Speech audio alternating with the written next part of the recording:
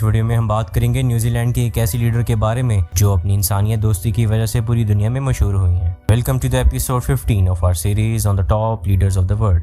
Jacinta Ardern کا نام دنیا بھر میں ایک نئی امید اور پروگریسو لیڈرشپ کے طور پر مشہور ہے۔ آج کے ایپیسوڈ میں ہم جانیں گے نیوزی لینڈ کے اچھے اور بری پالیسیز کے بارے میں اور کس طرح جیسنڈا کا لیڈر ہونا نیوزی لینڈ پر اثر انداز ہوا۔ سب سے پہلے ہم جیسنڈا آرڈن کی بایوگرافی کو ڈسکس کریں گے۔ جیسنڈا آرڈن 26 جولائی 1980 کو پیدا ہوئی اور انہوں نے 37 سال کی عمر میں نیوزی لینڈ کی سب سے جوان پرائم منسٹر کا عہدہ سنبھالا۔ آرڈن نے اپنے سیاسی کیریئر لیبر پارٹی سے شروع کیا، جہاں ان کی فرسٹ پیپل اپروچ نے انہیں جلدی ہی پارٹی لیڈر بنا دیا۔ آج کل جیسنڈا آرڈن اپنی پروگریسو پالیسیز اور ورلڈ لیڈرشپ میں اپنے ڈسٹنٹ رول کی وجہ سے دنیا بھر میں مشہور ہیں۔ ویڈیو کے اس حصے میں ہم بات کریں گے ان کی کچھ اچھی پالیسیز کے بارے میں جس کا افیکٹ نیوزی لینڈ اور پوری دنیا کے اوپر پڑا۔ جیسنڈا آرڈن کی لیڈرشپ میں نیوزی لینڈ نے کووڈ-19 کے خلاف بہت ہی اچھا رسپانس دیا۔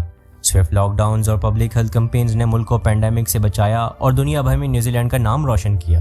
دوسرے نمبر پہ آتا ہے گن لا ریفارمز۔ کرائسٹ چرچ مسجد اٹیک کے بعد آرڈن نے گن کنٹرول ریفارمز کو فورسفلی امپلیمنٹ کیا۔ ان کے انڈر اسالٹ ویپنز بین کیے، جو نیوزی لینڈ میں ایک بولڈ اور اچھی پالیسی کے طور پر دیکھا گیا۔ Climate change commitments. Jacinta Ardern کا دوسرا امپورٹنٹ کام کلائمیٹ چینج کے خلاف ان کی کمٹمنٹس ہے۔ ان کا کاربن زیرو بل نیوزی لینڈ کو 2050 تک کاربن نیوٹرل بنانے کے راستے پر ڈال رہا ہے، جو انوائرمنٹ پروٹیکشن میں ایک بڑے لیڈر کے طور پر انہیں ہائی لائٹ کرتا ہے۔ اب ویڈیو کے اس حصے میں ہم بات کریں گے ان کی کچھ بری پالیسیز کے بارے میں جس کا افیکٹ نیوزی لینڈ اور دنیا پر پڑا۔ سب سے پہلے نمبر پہ ہے ہاؤسنگ کرائسس۔ ایک بدتر ہاؤسنگ کرائسس کا سامنا کرتے ہوئے جیسنڈا آرڈن کی گورنمنٹ پر یہ تنقید کی گئی ہے کہ ان کی ہاؤسنگ ریفارم سلو رہیں اور ملک کے بہت لوگ اب بھی افورڈیبل ہاؤسنگ کو ترس رہے ہیں۔ اس کی وجہ یہ بھی ہو سکتی ہے کہ کووڈ-19 آنے کے بعد بہت ساری انڈسٹریز بند ہو گئیں، بہت سارا بیک لاگز گورنمنٹ کے اوپر آ گیا۔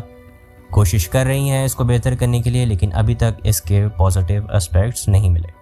دوسرے نمبر پہ اکنامک سٹرین۔ کووڈ-19 رسپانس کے باوجود اکانومی پر اثر انداز ہونے والے چیلنجز کو حل کرنا جیسنڈا کے لیے مشکل ثابت ہو رہا ہے۔ امپلائمنٹ اور بزنس کو ریوائیو کرنے میں جو سلو پروگریس ہوئی وہ ایک بیڈ پالیسی پوائنٹ سمجھی جاتی ہے۔ جیسنڈا کی گورنمنٹ پر امیگریشن کنٹرول اور مائیگرنٹ رائٹس میں کچھ کنٹروورشل ریفارمز پر تنقید ہوتی رہی ہے۔ کئی سیکٹرز میں اسکلڈ ورکرز کی کمی کو حل کرنا بھی ان کی گورنمنٹ کے لیے ایک مشکل بن گئی ہے۔ اب ویڈیو کے اس حصے میں ہم بات کریں گے جیسنڈا آرڈن کا گلوبل امپیکٹ۔ جیسنڈا آرڈن کا نام صرف نیوزی لینڈ میں نہیں بلکہ پوری دنیا میں مشہور ہے، اسپیشلی ان کا ڈپلومیٹک لیڈرشپ کا سٹائل۔ کرائسٹ چرچ اٹیک کے بعد کا یونٹی کا پیغام اور کووڈ-19 کے دوران ان کا ایمپیتھی ڈریون اپروچ پوری دنیا کے لیڈرز کے لیے مثال بنا۔ ان کی فارن پالیسی اور ملک کے strong stance on global platforms New Zealand کو ایک انفلوئنشل پوزیشن پر لا چکا ہے۔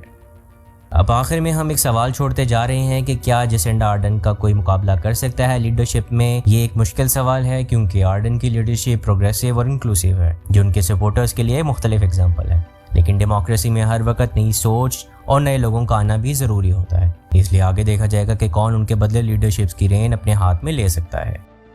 آپ کا کیا خیال ہے جیسنڈا آرڈن کی لیڈرشپ کے بارے میں؟ کیا آپ کو ان کی پالیسیز اچھی لگتی ہیں یا آپ کسی اور لیڈر کو ان سے بہتر سمجھتے ہیں؟ ہمارے ساتھ اپنی رائے شیئر کریں اور بتائیں کہ آپ کا فیوریٹ لیڈر کون ہے۔